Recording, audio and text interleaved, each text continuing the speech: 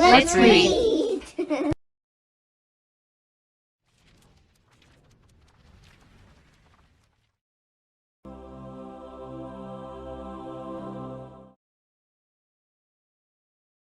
Chapter 11, The Miracle.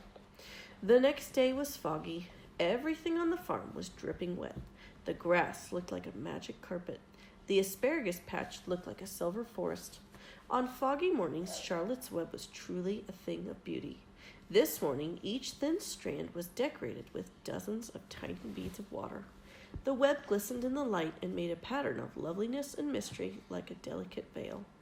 Even Lurvy, who wasn't particularly interested in beauty, noticed the web when he came with the pig's breakfast. He noted how clearly it showed up, and he noted how big and carefully built it was. And then he took another look, and he saw something that made him set his pail down. There, in the center of the web, neatly woven in block letters, was a message. It said, "Some pig." Lurvy felt weak. He brushed his hand across his eyes and stared harder at Charlotte's Web. There it is. "I'm seeing things," he whispered. He dropped to his knees and uttered a short prayer. Then, forgetting all about Wilbur's breakfast, he walked back to the house and called Mr. Zuckerman. "I think you'd better come down to the pig pen," he said. "What's the trouble?" asked Mr. Zuckerman. "Anything wrong with the pig?" "Not exactly," said Lurvy. "Come and see for yourself." The two men walked silently down to Wilbur's yard. Lurvy pointed to the spider's web. "Do you see what I see?" he asked. Zuckerman stared at the writing on the web. Then he murmured the words, "Some pig." Then he looked at Lurvy. Then they both began to tremble. Charlotte, sleepy after her night's exertions, smiled as she watched. Wilbur came and stood directly under the web. "Some pig," muttered Lurvy in a low voice. "Some pig," whispered Mr. Zuckerman. They stared and stared for a long time at Wilbur. Then they stared at Charlotte. "You don't suppose that spider—" began Mr. Zuckerman, but he shook his head and didn't finish the sentence. Instead, he walked solemnly back up to the house and spoke to his wife. "Edith, something has happened," he said in a weak voice. He went into the living room and sat down, and Mrs. Zuckerman followed. "I've got to tell you, Edith," he said. "You better sit down." Mrs. Zuckerman sank into a chair. She looked pale and frightened. "Edith," he said, trying to keep his voice steady, "I think you had best be told that we have a very unusual pig." A look of complete bewilderment came over Mrs. Zuckerman's face. "Homer Zuckerman, what in the world are you talking about?" she said. "This is a very serious thing, Edith," he replied. "Our pig is completely out of the ordinary." "What's unusual about the pig?" asked Mrs. Zuckerman, who was beginning to recover from her scare. "Well, I don't really know yet," said Mr. Zuckerman, "but we have received a sign, Edith. A mysterious sign. A miracle has happened on this farm. There's a large spider's web in the doorway of the barn cellar right over the pig pen, and when Lurvy went to feed the pig this morning, he noticed the web because it was foggy, and you know how a spider's web looks very distinct in a fog. And right spang in the middle of the web, there were the words, 'Some pig.' The words were woven right into the web. They were actually part of the web, Edith. I know because I have been down there and seen them. It says, 'Some pig,' just as clear can be. There can be no mistake about it. A miracle has happened, and a sign has occurred here on earth, right on our farm, and we have no ordinary pig." "Well," said Mrs. Zuckerman, "it seems to me you're a little off. It seems to me we have no ordinary spider." "Oh, no," said Zuckerman. "It's the pig that's unusual. It says so, right there in the middle of the web." "Maybe so," said Mrs. Zuckerman. "Just the same, I intend to have a look at that spider." "It's just a common gray spider," said Zuckerman. They got up, and together they walked down to Wilbur's yard. "You see, Edith, it's just a common gray spider." Wilbur was pleased to receive so much attention. Lurvy was still standing there, and Mr. and Mrs. Zuckerman, all three, stood for about an hour, reading the words on the web over and over and watching Wilbur. Charlotte was delighted with the way her trick was working. She sat without moving a muscle and listened to the conversation of the people. When a small fly blundered into the web just beyond the word pig, Charlotte dropped quickly down, rolled the fly up, and carried it out of the way.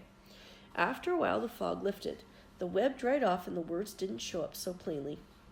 The Zuckermans and Lurvy walked back to the house. Just before they left the pig pen, Mr. Zuckerman took one last look at Wilbur. "You know," he said in an important voice, "I've thought all along that that pig of ours was an extra good one. He's a solid pig. That pig is as solid as they come. You notice how solid is he around the shoulders, Lurvy?" Sure I do," said Lurvy. "I've always noticed that pig. He's quite a pig." "He's long and he's smooth," said Zuckerman. "That's right," agreed Lurvy. "He's as smooth as they come. He's some pig." When Mr. Zuckerman got back to the house, he took off his work clothes and put on his best suit. Then he got into his car and drove to the minister's house. He stayed for an hour and explained to the minister that a miracle had happened on the farm. "So far," said Zuckerman, "only 4 people on earth know about this miracle. Myself, my wife Edith, my hired man Lurvy, and you." "Don't tell anyone else," said the minister. "We don't know what it means yet, but perhaps if I give thought to it, I can explain it in my sermon next Sunday. There can be no doubt that you have a most unusual pig. I intend to speak about it in my sermon and point out the fact that this community has been visited with a wondrous animal. By the way, does the pig have a name?" "Why, yes," said Mr. Zuckerman. "My little niece calls him Wilbur. She's a rather queer child, full of notions. She raised the pig on a bottle, and I bought him from her when he was a month old." He shook his hands with the minister and left. Secrets are hard to keep. Long before Sunday came, the news spread all over the county. Everybody knew that a sign had appeared in a spider's web on the Zuckerman place. Everybody knew that the Zuckermans had a wondrous pig. People came from miles around to look at Wilbur and to read the words on Charlotte's web. The Zuckermans' driveway was full of cars and trucks from morning till night. Fords and Chevys and Buick Roadmasters and GMC pickups and Plymouths and Studebakers and Packards and DeSotos with Bureaumatic transmissions and Oldsmobiles with rocket engines and Jeep station wagons and Pontiacs. The news of the wonderful pig spread clear up into the hills, and farmers came rattling down in buggies and buckboards to stand hour after hour at Wilbur's pen, admiring the miraculous animal. All said they had never seen such a pig before in their lives. When Fern told her mother that Avery had tried to hit the Zuckerman spider with a stick, Mrs. Arable was so shocked that she sent Avery to bed without any supper as punishment. In the days that followed, Mr. Zuckerman was so busy entertaining visitors that he neglected his farm work. He wore his good clothes all the time now, got right into them when he got up in the morning. Mrs. Zuckerman prepared special meals for Wilbur. Lurvy shaved and got a haircut, and his principal farm duty was to feed the pig while people looked on. Mr. Zuckerman ordered Lurvy to increase Wilbur's feedings from 3 meals a day to 4 meals a day. The Zuckermans were so busy with visitors they forgot about other things on the farm.